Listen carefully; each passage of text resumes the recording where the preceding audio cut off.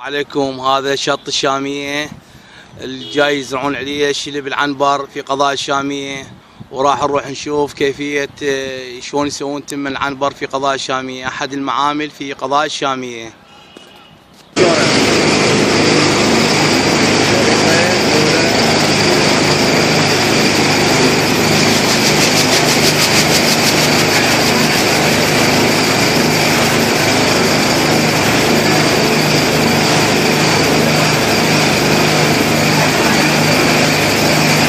السلام عليكم. هاي أحد المجارش في قضاء الشامية، كيف تصنيع تم العنبر. راح نروح نشوف شلون يصنعون تم العنبر. أول طريقة الغربيل. هذا غربيل شلب. هذا الشلب جاي ينزل هنا، يوخر من عند العودان وينزل للرافعة، وبعدين يصعد إلى السايلو.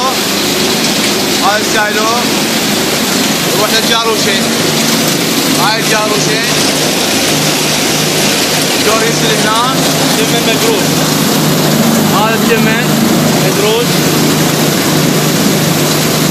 الكسرة مالته السبوس. هاي الغرفة مالته يحطون فيها السبوس. هذا السبوس اللي يطلع من عنده. قبل كان تاخذ الدولة ياخذونه يصنعونه يسوونه خشب تيبر، هسه حاليا جاي ناخذه عن الحرقة لان الدولة ما جاي تاخذه، مع كل اسف هذا بفائدة للدولة. وبعدين نروح بالرابعة تمن لما نروح للعزال. هذا العزال المدرسة الأهلية في الشامية فيها عزال، هي مدرسة أمين الغزي. هذا العزال يعدل الشلباية من الثمناية، والشلباية ترجع للجاروشة مرة ثانية، والثمنة هاي يسموه ثمن خام يروح للهباشة. هاي الطريقة مال الهباشة. هاي طريقة الهباشة. هنا جاي ينزل هذا السايلو مالت الهباشة، يجي الثمن من هناك من العزال. هذا العزال تاخذ الرافعة ينزل بالسايلو، ومن السايلو ينزل هنا الثمن مهبش. هذا الثمن. الطريقة الأخيرة هي طريقة الغربيل، غربيل التمن. وهنا يطلع من عندها هاي السحالة. هاي السحالة ياخذونها للأعلاف للحيوانات، يعلفون بها الحيوانات.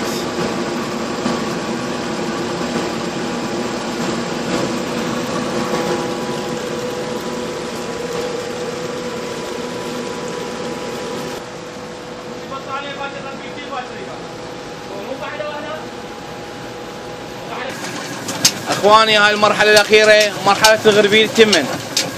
هذا هنا جاي يغربلون تمن على مود يطلع من عنده الدقة الناعمة. وهذا التمن هنا يطلع تمن ما بيه حباية دقة، هي يسموه حباية الكسرة يعني. هاي هنا جاي تطلع حباية الكسرة ناعمة. هذا حباية الكسرة. هاي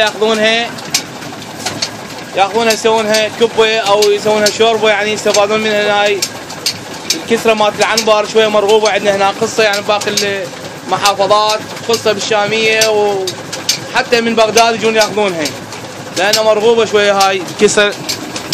وهنا التمن، هاي التمن مغربل ما بي لابت الكسرة الناعمة حتى يطلع تمن، ما بي حباية الكسرة. هاي هنا جاي يشوف تمن ما بي حباية كسرة. الله يساعدك استاذ. ايش قاعد تسوي استاذ بدون زحمه؟ انا اغلب التمن.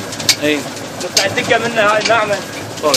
اي وبعدين اخر مرحله شو تسوون هسه ورا ما تغربلها شو تسوي هنا؟ انا ما اغربلها ناخذها نعبيه ونوزعها على المحافظات وعلى. بارك الله فيك. يعني تمن عنبر استاذ، مو هاي تمن عنبر؟ عنبر هي عنبر. يا تمين ما اغربلها. الله يسعدك. اخر مرحله الاخيره يتشيسون على 25 كيلو، بس خلي الروحان وياك يشوف شلون تعايرونه، شلون تشيسه مثلا. هاي المرحله هنا جاي يتعاير على 25 كيلو. هاي اكياس على 25 كيلو، هذا على 10 كيلوات. يجون باقي المحافظات ياخذون منا تمن، لان هذا التمن مرغوب به، لا مخبوط، تمن نظيف، لا بي حبايه كسره، تمن عنبر درجه اولى، مشهود له في قضاء الشاميه احد المجارش، وهو مجرش امين الغزي. هنا طريقه الوزن. ها جاي وزنه على 25 كيلو.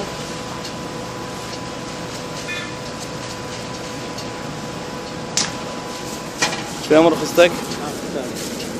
هاي التمن، تمن نظيف، باقي حبايه كسره. المرحله الاخيره مرحله الخيار. هنا جاي خيطه،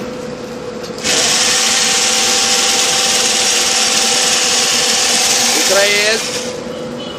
يجون من باقي المحافظات يشترون هذا التمن.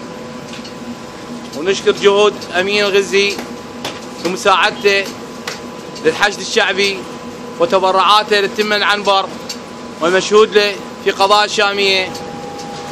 والله يحفظه ورزقه.